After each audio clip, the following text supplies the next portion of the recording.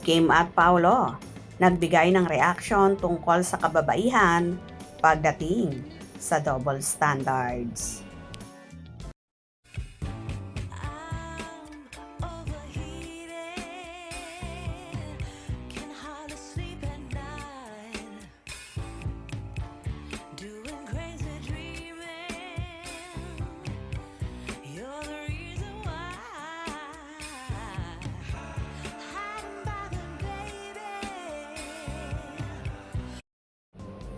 Nagbigay ng reaksyon sina Paolo Avellino at Kim Chiu sa isyung kinakaharap ng kababaihan pagdating sa double standards.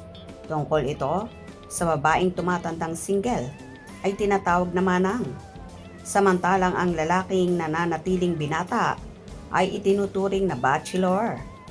Bukod dito, kapag ang babae ay nakikipag-date sa iba't ibang lalaki, kadalasang binabansagang malandi. Samantalang kapag lalaki ang gumagawa nito, sinasabing, "He's the man." I always see a person for who they are. Hayag ni Paulo. Anya, hindi niya kailanman itinuturing na manang ang mga babaeng tumatandang single. Para sa aktor, lipas na ang ganitong pananaw at aminado siyang naiiba ang kanyang pagtingin kumpara sa nakasanayan ng marami. Mas pinapahalagahan niya ang sipag at dedikasyon ng isang tao sa kanyang trabaho kaysa sa estado ng relasyon nito. Para naman kay Kim, nagbago na ang paraan ng pagpapalaki sa kababaihan sa kasalukuyan. Kung ano ang kaya ng mga kalalakihan, kaya rin ng mga kababaihan. Paliwanag niya.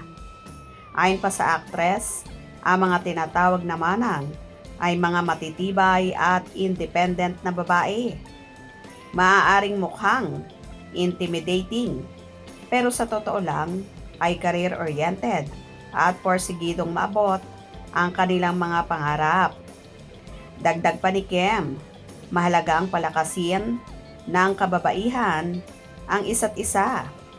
Anya, dapat magtulungan at magtaasa ng loob ang mga babae sa halip na hilahin pababa ang kapwa nila babae. Well, tama naman ang sinabing ito ni Kim at Paulo at hindi dapat ginajudge ang isang matandang dalaga or single. Bagkus, tingnan ang kakayahan ng isang tao. Hope you enjoyed. Please subscribe for more info.